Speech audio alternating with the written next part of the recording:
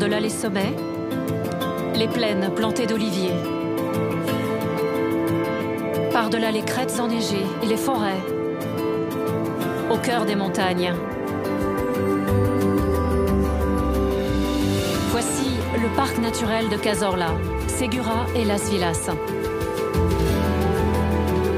C'est ici, dans cette cuvette, que fondent les neiges hivernales à la belle saison. Une cuvette qui est aussi le berceau du Guadalquivir.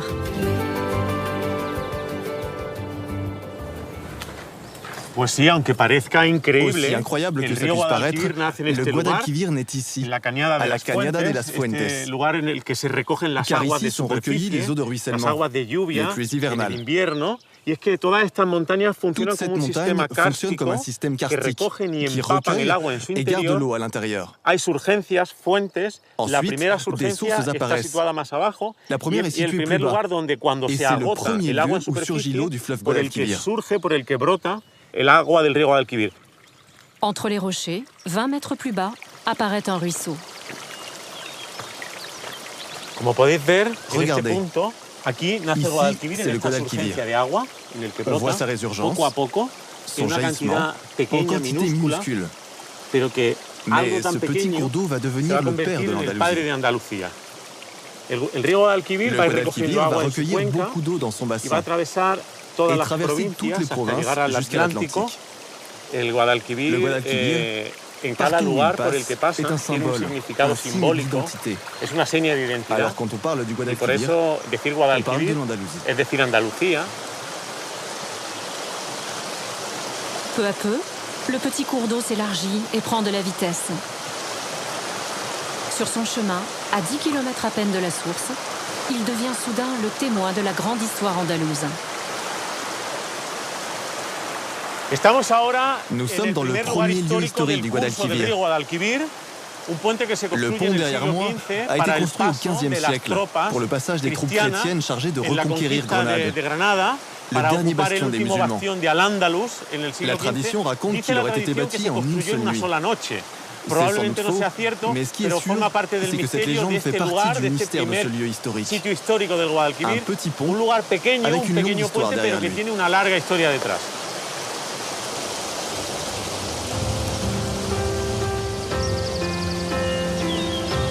Le Guadalquivir poursuit son chemin dans la montagne. Tantôt calme, tantôt en cascade.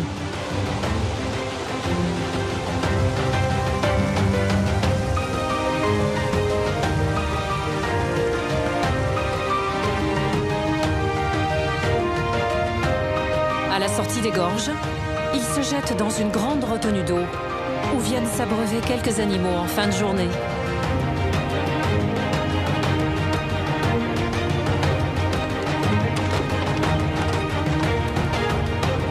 Ensuite commence la vallée du Guadalquivir, couverte d'oliviers et dominée par des villages perchés.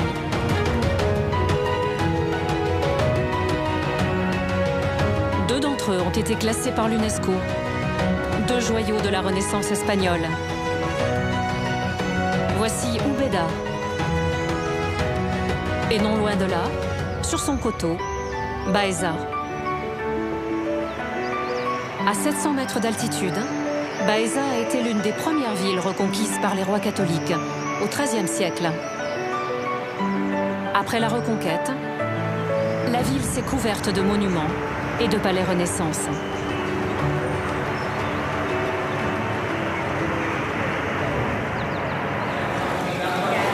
Aujourd'hui, l'ancien palais des seigneurs de Jabal Quinto abrite le siège de l'Université internationale d'Andalousie. Antonio Ortega est historien et enseignant. Au sommet du grand escalier, il nous fait découvrir la plus jolie vue sur le patio du XVIe siècle. Un patio à péristyle, très inspiré de la Renaissance italienne. À l'origine, une bonne partie des œuvres étaient réalisées en couleur. Principalement les figures humaines que nous pouvons voir dans les angles, mais également tous les blasons des nobles. La majeure partie d'entre eux portaient des couleurs très vives, comme le rouge, le bleu, le vert, des teintes qui nous choqueraient aujourd'hui, mais qui étaient les couleurs de la Renaissance andalouse. Des couleurs disparues, ou presque. Dans le bureau du vice-recteur, subsiste au plafond un vestige de ces ornements peints du XVIe siècle. Ils ont miraculeusement traversé les siècles, jusqu'à leur restauration, en 2004.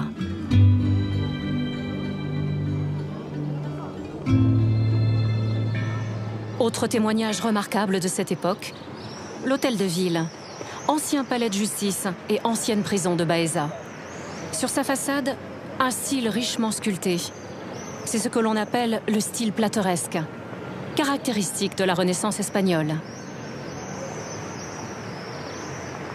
Ricardo Ortega nous attend à l'intérieur d'un établissement scolaire hors du commun.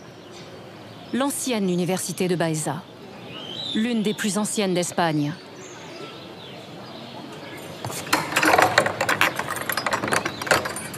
Une porte à ouvrir, et nous découvrons une salle unique. Elle a conservé toutes ses boiseries du XVIe siècle. Ça, c'est la salle de conférence de l'ancienne université de Baeza. Et c'est ici, avec tous les autres élèves de l'établissement, que j'ai reçu mon diplôme de fin d'année. Dans une ambiance si solennelle.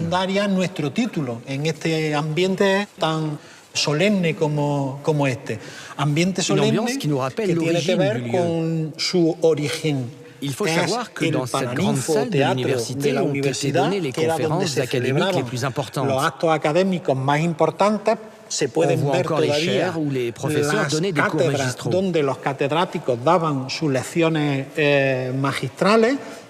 L'un des plus grands maîtres de l'époque a enseigné ici, Juan de Ávila, théologien et grand orateur, canonisé au XXe siècle. Il a été le principal fondateur de l'université de Baeza. Un homme à forte personnalité. Il était à l'origine un juif converti. Et du fait de ses origines, il avait des idées réformistes qui ne cadraient pas avec la position officielle de l'Église à cette époque-là. Une bonne partie de ses écrits ont été interdits par l'Inquisition.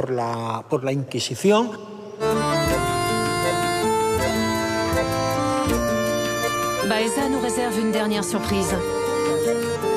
Un imposant bâtiment Renaissance, partiellement en ruine, et pourtant stupéfiant. Il est l'œuvre d'un des plus célèbres architectes espagnols de la Renaissance, Andrés de Vandelvira.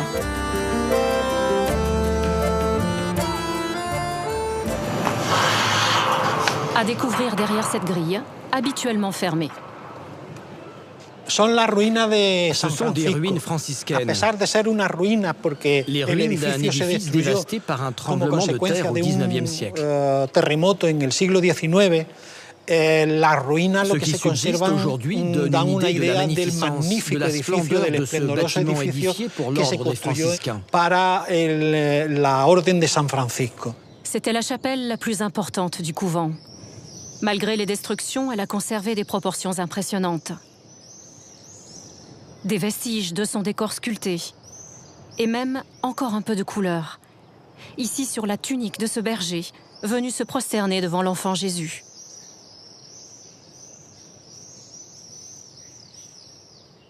L'édifice a été longtemps abandonné. Dans les années 1980, il a été restauré pour simplement maintenir la ruine et dessiner la ligne maîtresse de la coupole de l'édifice. Nous ne savons pas vraiment à quoi elle ressemblait, mais nous avons encore les plans de l'architecte. Alors nous avons pu nous faire une idée de cette ligne maîtresse de la coupole.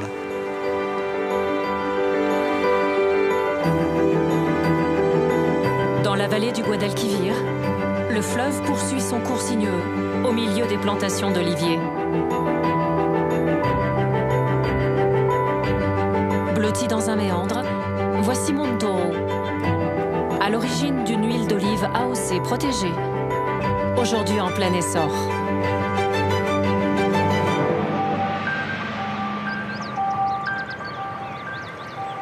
En novembre, dans les brumes matinales, commence la cueillette des olives.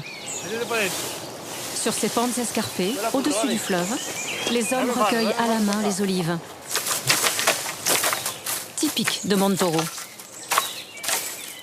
Des olives qui font la fierté d'Ismaël, héritier de cette propriété familiale.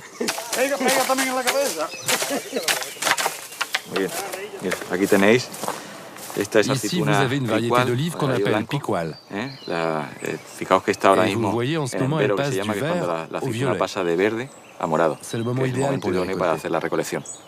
Qu'est-ce qu'elles ont de spécial? Ce qui est spécial, c'est leur composition. D'ailleurs, on cultive les olives ici depuis 2000 ans.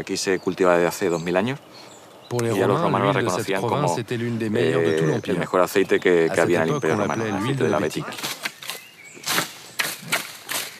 Cette région de Guadalquivir est aujourd'hui reconnue. L'huile est reconnue dans le monde entier pour ses qualités, parce qu'elle contient des polyphénols et des antioxydants.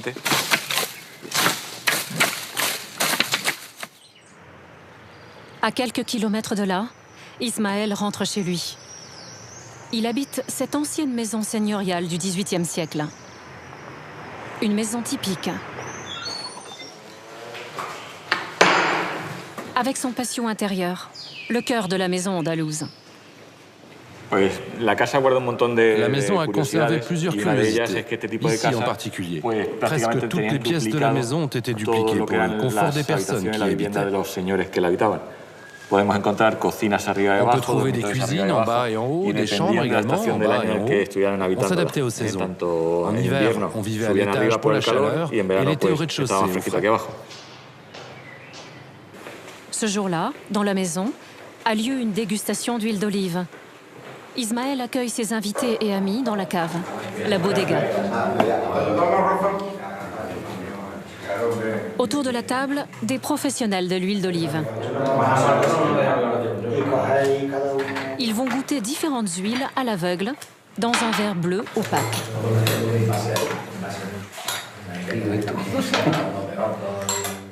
Cette dégustation ressemble à celle d'un vin. C'est très semblable.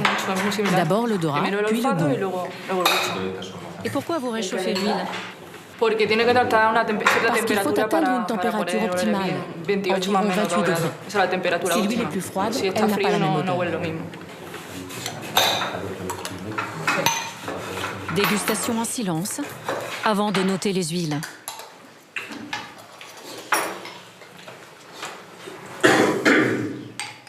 Des huiles de la vallée du Guadalquivir, parfaitement typées. Amères, piquantes, mais très parfumées. Lorsqu'on goûte l'une de ces huiles, n'importe où dans le monde, on est transporté dans une eau livrée d'Andalousie, comme si on s'y promenait. Cet arôme de feuilles vertes nous rappelle toujours notre campagne.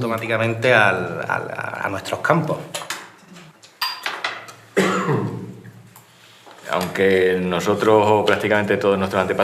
si la majorité de nos ancêtres connaissaient les vertus de cette huile, c'est seulement maintenant que nous cherchons vraiment à valoriser les qualités de nos olives. Ça fait 2000 ans qu'on produit l'huile d'olive, et je crois que ça va continuer longtemps. Alors il faut bien la protéger et l'apprécier. Celle-ci pique beaucoup.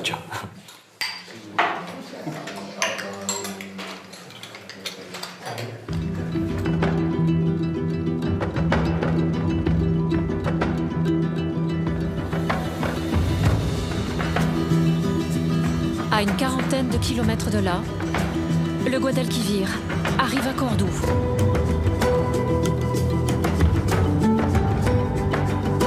Une ville intensément marquée par son histoire.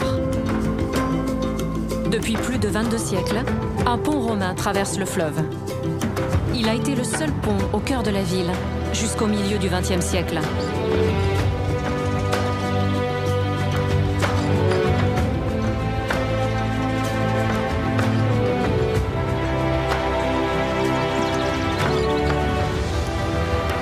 Un pont unique et stratégique dès son origine.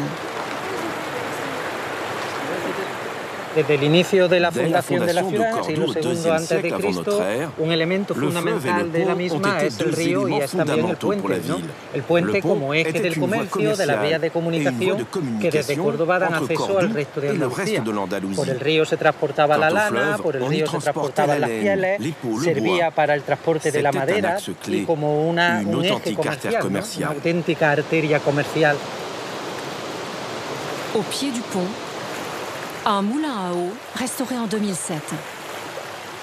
D'origine arabe et médiévale, il a fonctionné durant des siècles, grâce à la puissance du Guadalquivir. En témoigne le petit puits, encore apparent au fond du moulin.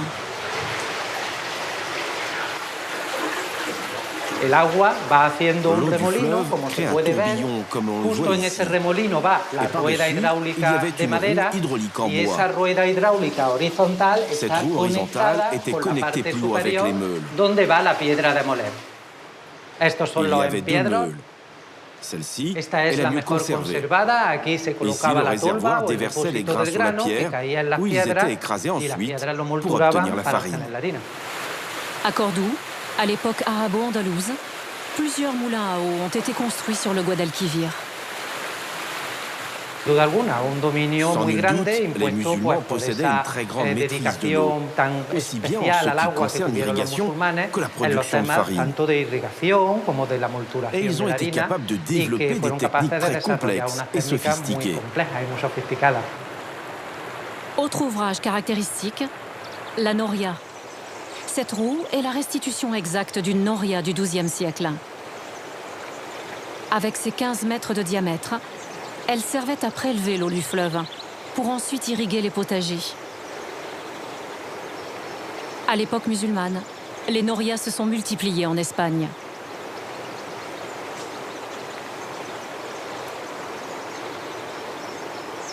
Se produjo lo que se llama la C'est ce revolución que l'on verde del appelle la Islam, révolution verte de creciendo muchos l'islam, terrenos avec la verdes croissance des irrigados champs con irrigués agua y et introduciendo l'introduction de muchas nombreuses plantas plantes que por primera consommées vez pour la première fueron fois par les consumidas habitants por de los la habitantes de la péninsule península ibérique. ibérica.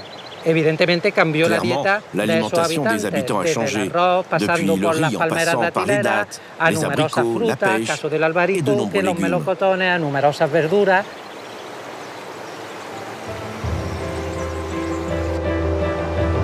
Au bout du pont, une cathédrale. Elle se dresse en plein milieu de la grande mosquée, bâtie par les musulmans au Moyen-Âge. Un ensemble unique au monde.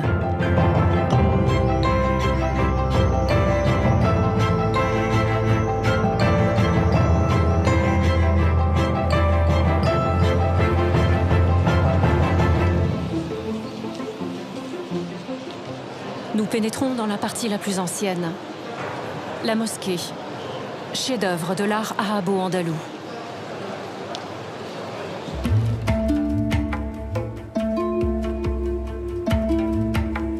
Une architecture très sobre, rythmée par des arches colorées de pierre et de briques.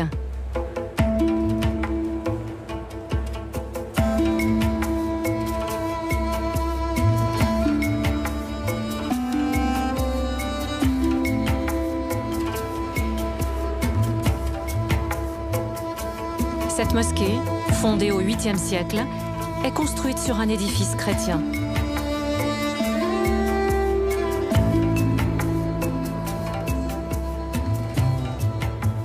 Sí, efectivamente, aquí podemos ver restos de Oui, effectivement, on a découvert ici des restes de mosaïques qui ont été datés du 6e et 7e siècle.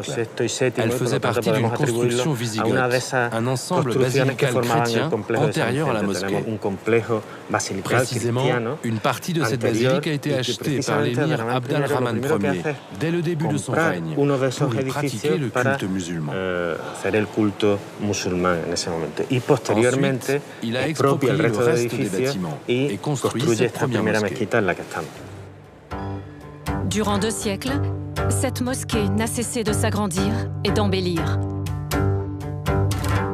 Un chantier monumental.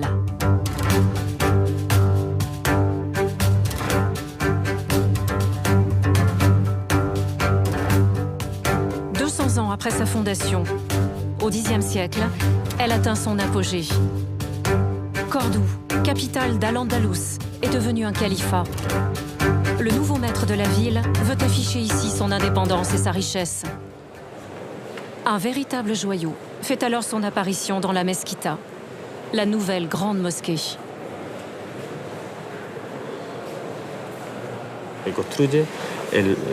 On a construit cette pièce, la Maksoura, réservée aux prières du calife et de sa famille. Et on a aussi construit des coupoles nervurées et décorées de mosaïques, commandées à l'empereur byzantin Nicéphore Ier. Ces mosaïques ont été réalisées par des artisans chrétiens venus de Byzance. Réputés pour leur savoir-faire incomparable, ils ont ici déployé tout leur talent et n'ont reculé devant aucun luxe.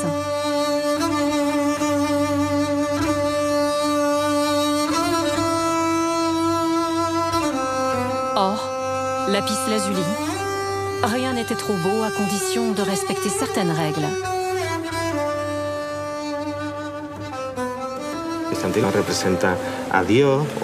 Les Byzantins ont l'habitude de représenter Dieu et la Vierge sur leur mosaïque. Mais dans l'islam, impossible de représenter Allah. Donc, ils utilisent d'autres motifs de décoration. Il y en a trois principaux.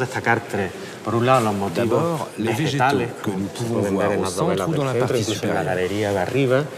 Mais aussi les motifs géométriques, comme ici. Nous pouvons voir des cercles et des carrés.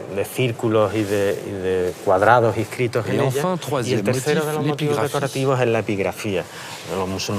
Les musulmans éprouvent le besoin d'exprimer des sourates du Coran dans la décoration pour rendre l'édifice plus présent. L'incroyable mesquita n'est pourtant pas achevée. À la fin du Xe siècle, l'ensemble de l'édifice s'agrandit encore. Et il s'étend désormais sur 22 000 mètres carrés.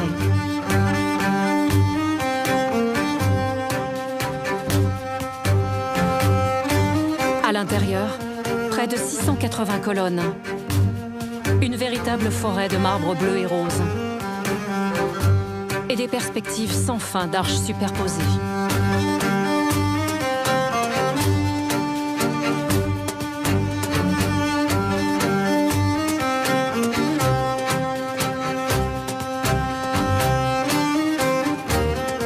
La mosquée s'ouvre vers la lumière, vers le jardin, où les fidèles pratiquent leurs ablutions.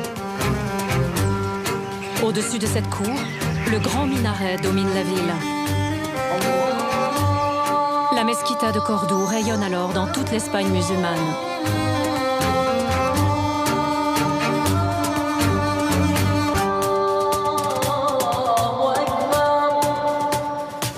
Trois siècles plus tard, en 1236, le rêve musulman s'achève. La ville de Cordoue est reconquise par les rois catholiques. Mais la grande mosquée n'est pas détruite. Elle est reconsacrée.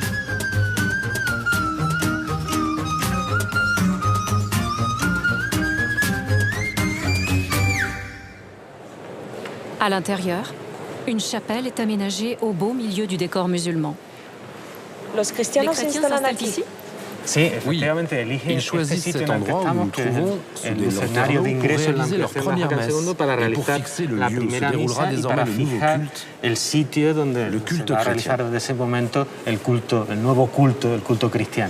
En fait, ils choisissent ce lieu parce que c'est l'un des rares endroits où il y a de la lumière naturelle. Pour les chrétiens, c'est très important de pouvoir lire la liturgie, c'est fondamental. Cette première messe, dans un décor islamique, sera suivie de beaucoup d'autres. Les chrétiens vont même édifier plusieurs chapelles sur le site, sans détruire l'ancienne mosquée. Du moins, jusqu'au XVIe siècle. Les chanoines décident alors de faire place nette et de construire une imposante cathédrale au beau milieu de l'édifice.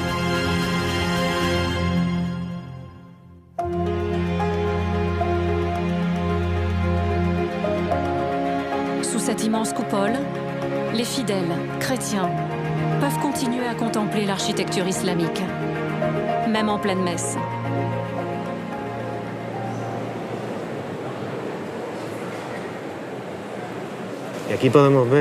Ici, on peut voir que ces arcades islamiques ont été encadrées par un grand décor gothique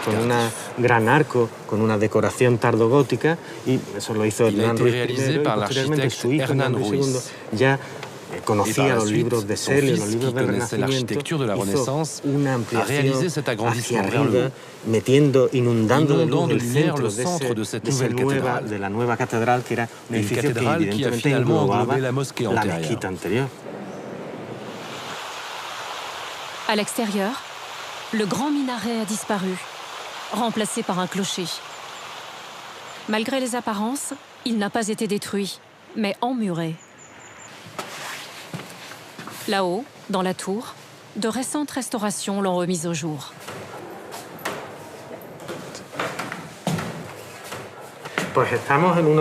Nous sommes à l'un des rares endroits où l'on peut encore voir le minaret. On voit bien comment il était logé à l'intérieur de la tour campanile de la cathédrale. C'est un espace absolument émouvant. C'est parce que nous avons déconstruit le logement du sonneur de cloche et bien d'autres choses encore que nous avons pu le découvrir, le valoriser. Et maintenant, nous pouvons le contempler dans cet espace si beau. Le sommet, enfin, comme une récompense. Avec sa vue sur la vieille ville, les maisons blanchies à la chaux et la cathédrale. Ici, on voit le fleuve qui vient de la montagne et qui va jusqu'à l'océan. Mais depuis le fleuve, on voit aussi cette tour où nous nous trouvons et qui a été l'âme de la ville.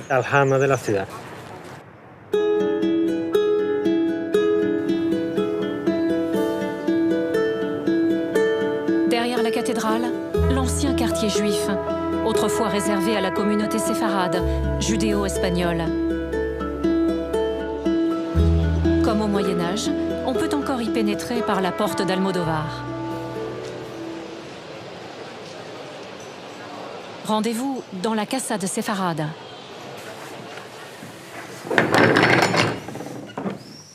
Une maison exceptionnelle que son propriétaire, Sébastien, a sauvée de la ruine pour la reconvertir en centre culturel. C'est une maison qui date de la fin du XIVe siècle. Elle a gardé les arches, les colonnes, la margelle et le puits, mais aussi les dimensions originelles de la maison. Il y a 15 ans, elle avait été abandonnée. Elle s'était détériorée. Et nous l'avons achetée.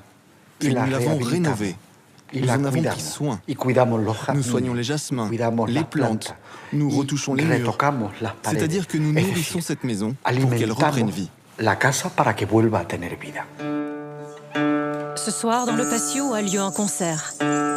Au programme, musique et chants séfarades.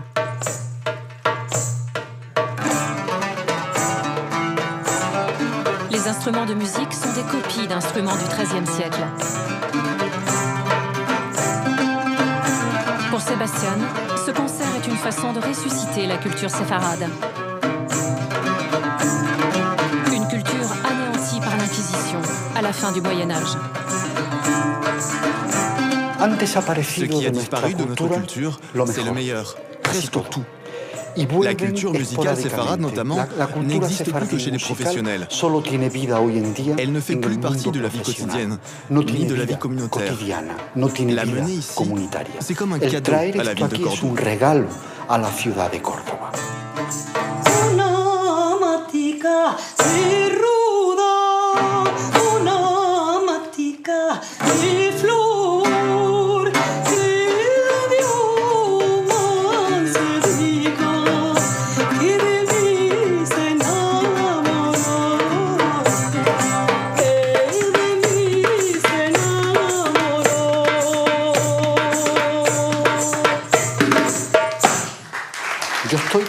Je suis heureux parce que ce spectacle nous permet de récupérer une partie de notre mémoire.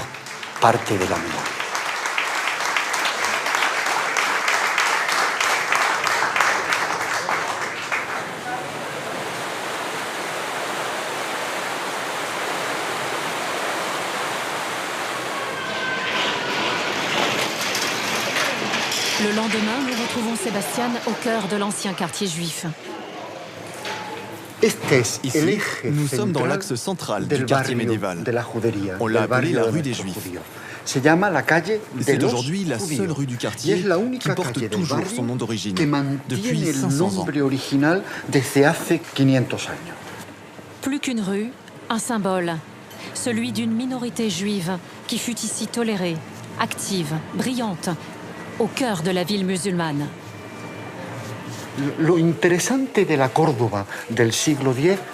Ce qui est intéressant à Cordoue, au Xe siècle, c'est que dans cette ville, on trouve un islam autonome.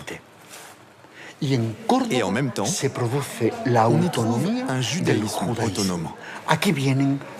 Ici viennent les traducteurs et grammairiens juifs de Tolède, de Bordeaux, de Rome. Et ils polémiquent. Ce que dit le Talmud n'est pas tout à fait vrai.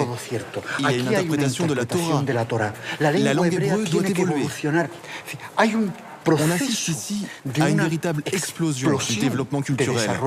Et ça, c'est le mérite de Cordoue. Dans cette même rue, l'ancienne synagogue médiévale. La dernière en Andalousie. Une toute petite salle de prière, abandonnée après l'expulsion des Juifs de Cordoue, puis transformée à plusieurs reprises, et enfin redécouverte au XIXe siècle.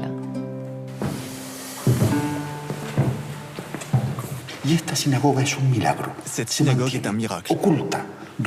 Elle est demeurée cachée pendant des siècles et des siècles, jusqu'au jour où, à Cordoue, il pleut tellement que le mur blanc tombe.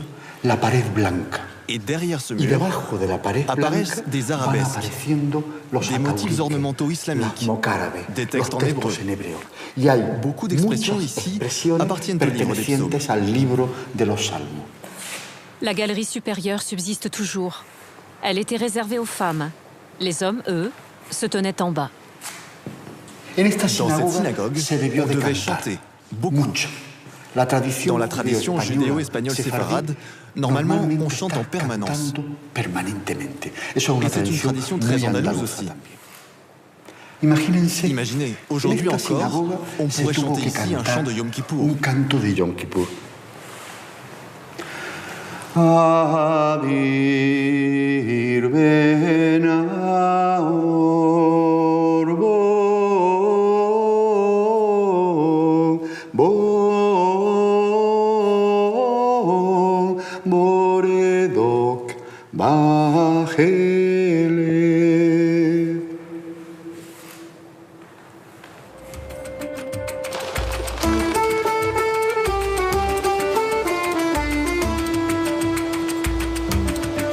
Au fil de ces méandres, le Guadalquivir nous conduit jusqu'à notre dernière étape. Voici le château d'Almodóvar del Río. À ce jour, le seul qui soit érigé au-dessus du fleuve. Ancienne forteresse arabe, reconquise par les catholiques au XIIIe siècle. Ce château est aujourd'hui classé bien d'intérêt culturel.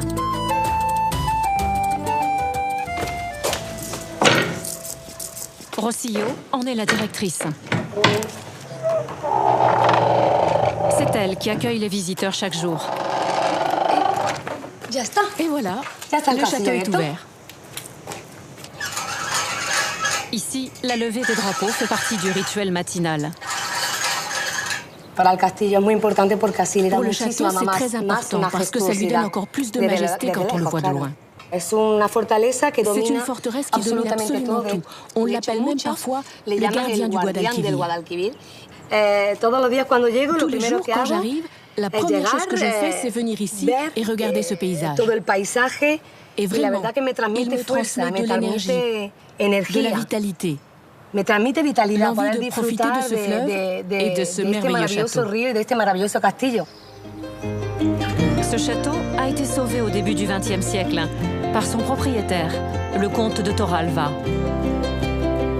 Une trentaine d'années de travaux pour restaurer les vestiges arabes, mais aussi les tours et les murailles médiévales. Petite liberté personnelle, le comte a également introduit des ornements néogothiques. et tout le village a contribué au chantier. Aujourd'hui encore, il y a des personnes âgées qui se souviennent de ce chantier ou d'avoir vu leurs parents participer à la renaissance de la forteresse. Beaucoup de gens qui reviennent au village sont fiers que leurs ancêtres aient participé à cette restauration.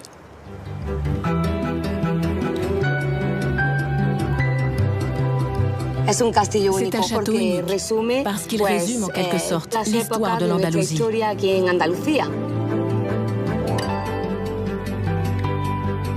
Depuis plus de 1000 ans, le château d'Almodóvar se dresse comme une sentinelle au-dessus du fleuve. À ses pieds, le Guadalquivir poursuit ses méandres dans la campagne. À une centaine de kilomètres de là, le fleuve atteindra Séville.